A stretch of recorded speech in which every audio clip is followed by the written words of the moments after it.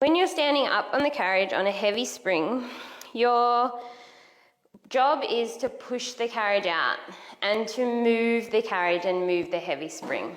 Sometimes lightening the spring is too light and going heavier is too heavy. So there's a couple of ways that you can make this more challenging.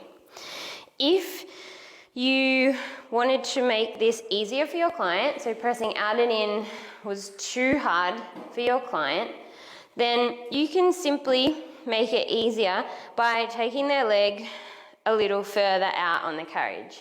So at this point, we're in a different range of hip abduction and the spring is going to feel a little lighter.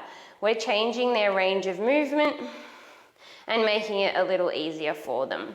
So it's a really simple way that you can make a tweak to your hip abduction and split series for your client. So same thing will go when you're using a light spring. So with our inner thighs and our adduction work, because we're in a light spring, our job is to not let our body drop down. So our inner thighs have to do the work to hold us upright. And then they have to do the work to help us close the spring.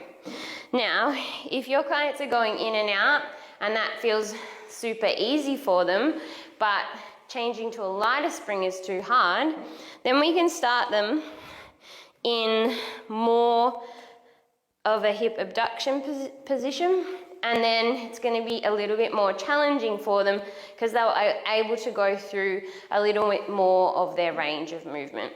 So a small tweak without having to change the springs can make that exercise a little bit more challenging for your clients.